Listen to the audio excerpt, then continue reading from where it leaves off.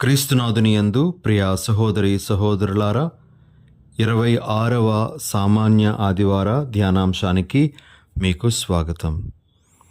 ఈరోజు మనం సువార్త పఠనములో ధనవంతుడు లాజరు అనే ఉపమానాన్ని ఆలకించబోతూ ఉన్నాం.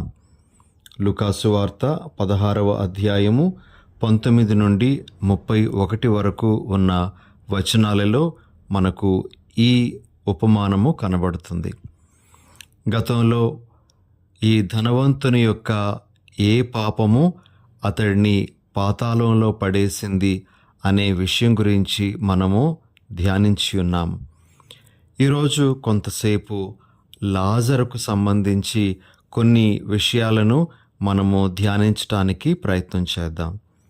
ప్రియ సహోదరి సహోదరులారా, లాజరు అబ్రహాము ఒడిలోనికి చేర్చబడడానికి కారణం ఏమిటి అని మనం ఆలోచిస్తే, ధ్యానిస్తే, లాజరు పలికిన మాటలు కానీ, లాజరు గురించి వ్రాయబడినటువంటి ఎక్కువ మాటలు కానీ మనకు ఎలాంటి ఆధారాలు ఇవ్వవు.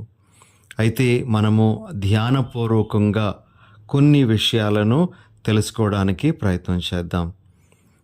లాజరు యొక్క మౌనం నుండి అతడి యొక్క మంచితనాన్ని, అతడు ఏ విధంగా అబ్రహాము ఒడిలో చేర్చబడడానికి అర్హుడయ్యాడో మనము గుర్తించగలం.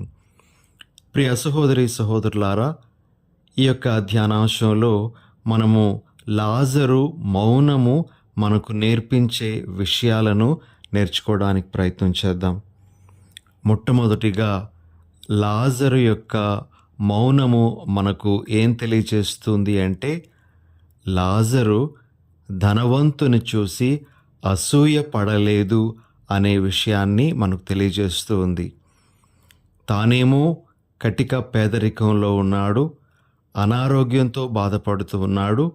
కానీ ఎదురుగా తన కళ్ళ ముందే ఆ ధనవంతుడు విలాసవంతమైన జీవితం జీవిస్తూ ఉన్నాడు. అలాంటప్పుడు లాజరుకి స్వాభావికంగా అతడి మీద అసూయ కలగాలి. కానీ అతడు అసూయ పడినట్లుగా మనకి వాక్యంలో ఎక్కడ రాయబడలేదు. అతడి మౌనం నుండి అతడు అసూయ అనేటువంటి దుర్గుణానికి దూరంగా జీవించాడు. అందుకే అతడు అబ్రహాము ఒడిలోనికి చేర్చబడ్డాడు అని మనం గ్రహించాలి. ఇక రెండో విషయం, లాజరు యొక్క మౌనం మనకు ఏం తెలియజేస్తుంది అంటే, ధనవంతుడు తనకు ఏమాత్రమూ సహాయపడడం లేదని, తనను గురించి కనీసం పట్టించుకోవటం లేదని లాజరు ఏమాత్రమూ బాధపడలేదు. అంతేకాకుండా ఆ ధనవంతునికి శాపనార్థాలు పెట్టలేదు, ఆ ధనవంతుని దూషించలేదు. ప్రియ సహోదరి సహోదరులారా, అతడు దూషించినట్లుగాను శాపనార్థాలు పెట్టినట్లుగాను మనము బైబిల్లో చదవము. కాబట్టి లాజరు యొక్క మౌనము మనకు బహుశా తెలియజేసేటువంటి విషయం ఏమిటి అంటే, అతడు తాను ఆ పరిస్థితిలో ఉన్నప్పటికీ ధనవంతుడిని ఏమాత్రము దూషించలేదు, అతడికి శాపనార్థాలు పెట్టలేదు. ఇది రెండవ విషయంగా మనము గమనించాలి. ఇక మూడవ విషయం, ప్రియ సహోదరి సహోదరులారా, లాజరు యొక్క మౌనము మనకు తెలియజేసేటువంటిది ఏమిటి అంటే, లాజరు ధనవంతుని ఏమాత్రము ద్వేషించినట్లుగా మనకు కనబడదు. లాజరు ఎంతసేపు ఆ ధనవంతుని బల్ల నుండి పడిపోయేటువంటి ఎంగిలి మెతుకుల కోసం ఎదురు చూశాడే తప్పించి ఆ ధనవంతుని ద్వేషించినట్లుగా ఆ ఉపమానములో చూడము. ప్రియ సహోదరి సహోదరులారా, ఇక ఆఖరుగా లాజరు యొక్క మౌనము మనకు ఏమి తెలియజేస్తుంది అంటే, లాజరు తన జీవితాన్ని ఇన్ని బాధలతోనూ, అనారోగ్యముతోనూ, శ్రమలతోనూ నింపిన ఆ దేవుని దూషించినట్లుగాను, ఆ దేవునికి వ్యతిరేకంగా మాట్లాడినట్లుగాను మనము ఉపమానంలో గమనించము, చూడము. ఇది ఒక విషయం. తన పరిస్థితికి దేవుని నిందించకుండా తన పరిస్థితిని యథాతథంగా అంగీకరించడం అనేటువంటిది మనము లాజరులో చూసేటువంటి ఇంకొక విషయం. ప్రియ సహోదరి సహోదరులారా, ఇవి లాజరు యొక్క మౌనము నుండి, అతడు ఏం మాట్లాడకపోయినా సరే ఆ మౌనము నుండి మనము స్వీకరించగలిగేటువంటి కొన్ని విషయాలు. అంతేగాని లాజరు పేదవాడు కాబట్టి అతడు అబ్రహాము ఒడిలోనికి చేర్చబడ్డాడు, లాజరు అనారోగ్యంతో బాధపడ్డాడు కాబట్టి అతడు అబ్రహాము ఒడిలోనికి చేర్చబడ్డాడు అనేటువంటి ఒక నిర్ణయానికి మనం రాకూడదు. లాజరు తన పేదరికంతో పాటు దానికి సంబంధించిన అనేకమైనటువంటి విలువలను కూడా తన జీవితంలో పాటించాడు కాబట్టి వెంటనే అతడు స్వర్గంలోనికి చేర్చబడ్డాడు అనే విషయాన్ని మనము గ్రహించాలి. ఇక్కడ మనము నేర్చుకోవలసినటువంటి విషయం ఏమిటి అంటే, ధనవంతుడు లాజరుకి వ్యతిరేకంగా ఏమీ చెయ్యకపోయినప్పటికీ కూడా తాను ప్రదర్శించాల్సినటువంటి మానవ విలువలను అతడు ప్రదర్శించలేదు. మరి లాజరు ఆ పరిస్థితులలో మానవ విలువలను ప్రదర్శించటానికి అవకాశం లేకపోయినప్పటికీ కూడా గొప్పవైనటువంటి విలువలను అతడు తన మౌనం ద్వారా చాటి చెప్పాడు. ఇదే వారిద్దరి మధ్య ఉండేటువంటి గొప్ప వ్యత్యాసంగా మనము గ్రహించవచ్చు. ప్రియా సహోదరి సహోదరులారా, అబ్రహాము ఒడిలోనికి చేర్చబడడం అనేటువంటిది ధనవంతుడు లేదా పేదవాడు అనేటువంటి స్థితుల మీద కాదు, కానీ దానికి సంబంధించినటువంటి విలువల మీద ఆధారపడి ఉంటాయి అనే విషయాన్ని మనము ఇక్కడ నేర్చుకోవాలి. ఇక రెండవ ముఖ్యమైనటువంటి సందేశము, ఈరోజు మనం ఆలకించేటువంటి రెండవ పఠనము పౌలు గారు తిమోతికి రాసినటువంటి మొదటి లేఖ 6వ అధ్యాయము 11 నుండి 16 వరకు ఉన్న వచనాల నుండి మనము స్వీకరించడానికి ప్రయత్నం చేద్దాం. అక్కడ మనము ఈ విధంగా పౌలు గారి మాటలను వింటాం. 6వ అధ్యాయము 12వ వచనము, విశ్వాస సంబంధమైన మంచి పోరాటమును పోరాడి నిత్య జీవమును గెలుచుకొనుము. ప్రియ సహోదరి సహోదరులారా, బైబిల్ మనకు ఏం బోధిస్తూ ఉంది అంటే, రక్షణ అనేటువంటిది మనము స్వయంగా సాధించుకున్నటువంటిది కాదు అని. నిజమే, మనమెవ్వరం కూడాను మన యొక్క గొప్ప కార్యాల ద్వారా, మన క్రియల ద్వారా రక్షణను సంపాదించుకోలేదు. దీనికి సంబంధించి మనము పౌలు గారు ఎఫెసీయులకు రాసినటువంటి లేఖలో ఈ విధంగా ఆలకిస్తాం. 2వ అధ్యాయము 8-9 వచనాలు, ఏలయన విశ్వాసము ద్వారా దేవుని వరము వలననే మీరు రక్షింపబడితిరి. అది మీ స్వయంకృతం కాదు, దేవుని వరమే. అది మీరు చేసిన కృషికి ఫలితము కాదు. కనుక మీరు గొప్పలు చెప్పుకొనుటకు ఇక ఏమీయును లేదు. ప్రియ సహోదరి సహోదరులారా, ఈ మాటలు మనకు చాలా స్పష్టంగా బోధించే విషయం ఏమిటి అంటే, రక్షణ అనేటువంటిది మనం స్వంతంగా సాధించినటువంటిది కాదు, కానీ ఇది దేవుని ఉచిత కృపాదానము. దీనిని మనము తప్పనిసరిగా విశ్వసించి అంగీకరించాల్సినటువంటి వాస్తవం.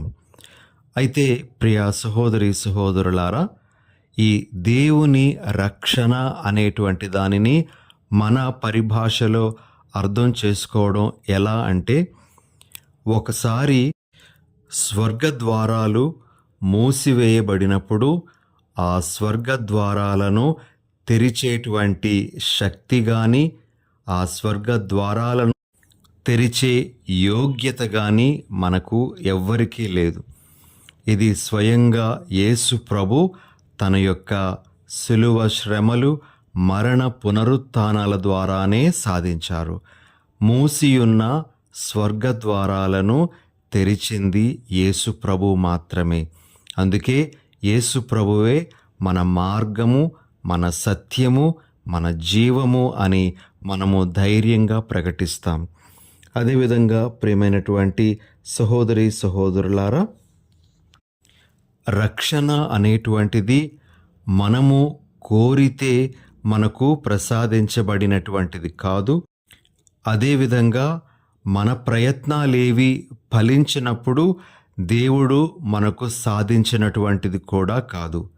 ఇది కేవలము దేవుని యొక్క ముందడుగు అని మనము గ్రహించాలి. ప్రియమైన సహోదరి సహోదరులారా, ఈ విధంగా రక్షణ అనేటువంటిది ఖచ్చితంగా దేవుని యొక్క కృప నుండి మనకు వచ్చేటువంటిది.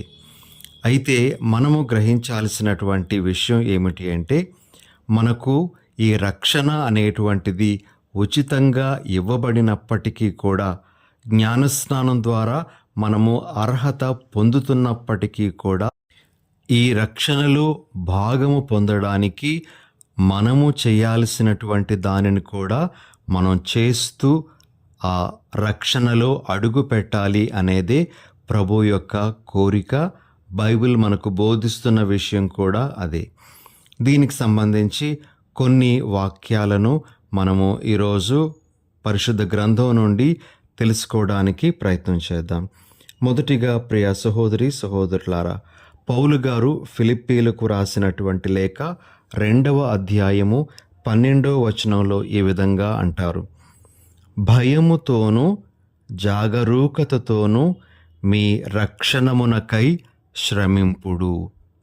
మనము భయముతోనూ జాగరూకతతోనూ మన రక్షణ కొరకు శ్రమించాలి అని మనకి పౌలు గారు బోధిస్తున్నారు. అదేవిధంగా ఈనాటి 2వ పట్టణంలో కూడా పౌలు గారి యొక్క బోధన మనం ఇలా వింటూ ఉన్నాం.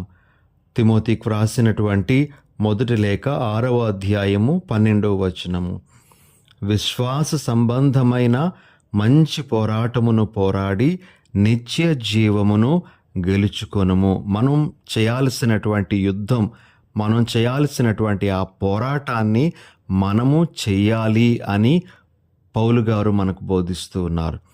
అదేవిధంగా ప్రియ సహోదరి సహోదరులారా, మనము యేసు ప్రభు చెప్పినటువంటి ఒక ఉపమానంలో మనము వివాహ వస్త్రము అనేటువంటి విషయం గురించి ఆలకిస్తాం. మత్తయి సువార్త 22వ అధ్యాయము 11 నుండి 14 వరకు ఉన్నటువంటి వచనాలలో మనము ఈ విషయం చూస్తాం. విందు గదిలో ఉన్నటువంటి వారిలో ఒక వ్యక్తికి వివాహ వస్త్రం లేకపోయినప్పుడు ఆ యజమాని అతడిని అడుగుతాడు, నీ వివాహ వస్త్రం ఏది అని. అతడు మౌనంగా ఉన్నప్పుడు అతడిని ఆ వివాహపు గది నుండి బయటకు నెట్టివేయడం అనేటువంటిది జరుగుతుంది. ప్రియ సహోదరి సహోదరులారా, రక్షణ అనేటువంటిది మనకు ఉచితంగా ఇవ్వబడినదే అయినప్పటికీ కూడా మనం ధరించాల్సినటువంటి వివాహ వస్త్రాన్ని మనము ధరించాలి. ఆ వివాహ వస్త్రమే మనము నీతిగా జీవించడం, ఆ వివాహ వస్త్రమే మనము పరివర్తన కలిగినటువంటి జీవితం జీవించడం, ఆ వివాహ వస్త్రమే యేసు ప్రభు చూపించినటువంటి మార్గంలో పయనించడం. ఈ వివాహ వస్త్రం లేకుండా మనము రక్షణలోనికి అడుగు పెట్టలేము అనే విషయాన్ని మనము గ్రహించాలి. ఇక ఇంకొక విషయం కూడా మనం చూద్దాం. ప్రియ సహోదరి సహోదరులారా, యేసు ప్రభు కడ తీర్పు గురించి బోధిస్తూ ఉండేటప్పుడు గొర్రెలను మేకలను వేరు చేసిన తర్వాత వారికి వేసేటువంటి ప్రశ్నలు: నేను ఆకలిగా ఉన్నప్పుడు మీరు నాకు అన్నం పెట్టలేదు, నాకు దాహమైనప్పుడు మీరు నా దాహం తీర్చలేదు. ఇలా యేసు ప్రభు ఆ ఎడమ చేతి వైపు ఉన్నటువంటి వారితో పలికి వారిని మరి నరకంలోనికి త్రోసివేయడం అనేటువంటిది జరుగుతుంది. కానీ కుడి చేతి వైపు ఉన్నటువంటి వారితో నేను ఆకలిగా ఉంటే నాకు అన్నం పెట్టారు, నాకు దాహమైనప్పుడు మీరు నాకు మంచినీళ్ళు ఇచ్చారు, నాకు బట్టలు లేనప్పుడు మీరు నాకు బట్టలు ఇచ్చారు.